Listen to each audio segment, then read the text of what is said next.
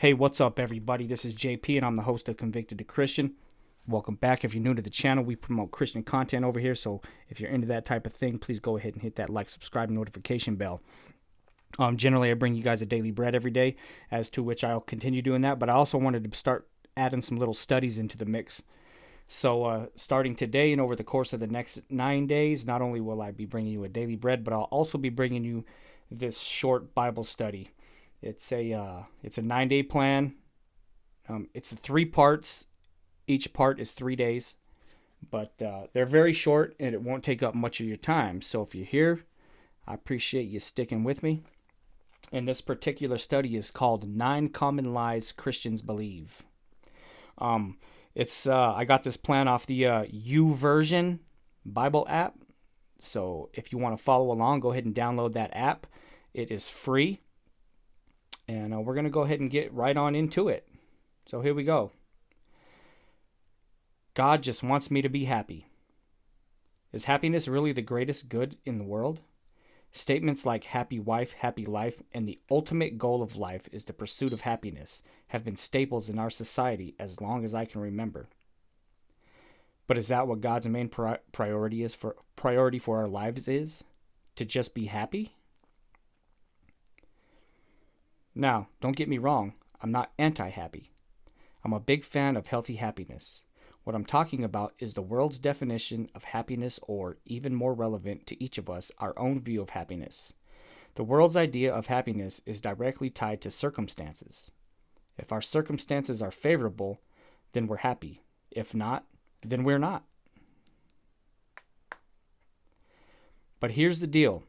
Our circumstances change all the time.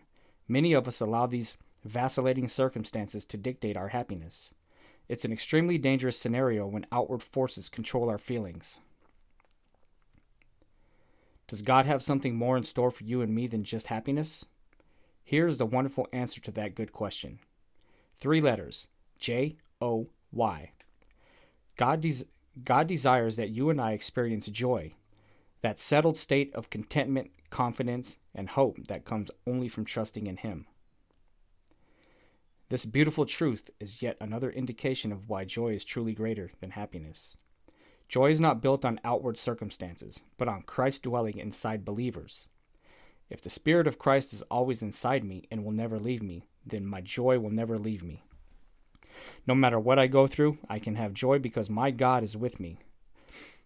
Good days, joy. Bad days, joy. Suffering, joy. When everything goes my way, joy. When nothing goes my way, joy. My joy remains because my Christ remains. Questions for reflection. What are the differences between the world's definition of happiness and the Bible's definition of joy? In what specific time in your life did your circumstances dictate your happiness? How would focusing on joy have been more helpful during that time? The truth?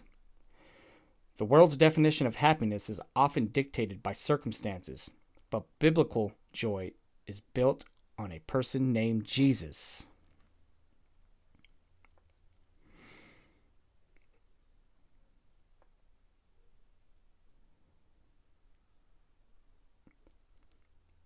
Philippians 4:4-7. Rejoice in the Lord always. I will say it again. Rejoice. Let your gentleness be evident to all. The Lord is near. Do not be anxious about anything, but in every situation, by prayer and petition, with thanksgiving, present your requests to God. And the peace of God, which transcends all understanding, will guard your hearts and your minds in Christ Jesus. Philippians 4:10-13. I rejoice greatly in the Lord that at last you renewed your concern for me. Indeed, you were concerned, but you had no opportunity to show it. I'm not saying this because I am in need, for I have learned to be content. Whatever the circumstances, I know what it is to be in need, and I know what it is to have plenty. I have learned the secret of being content in any and every situation, whether well-fed or hungry, whether living in plenty or in want. I can do all this through Him who gives me strength. All right, y'all. I appreciate it. That's excuse me. That's the end of part 1, day 1. So if you're interested in continuing, I'll be doing another one tomorrow. Have a blessed day, everybody. I love you.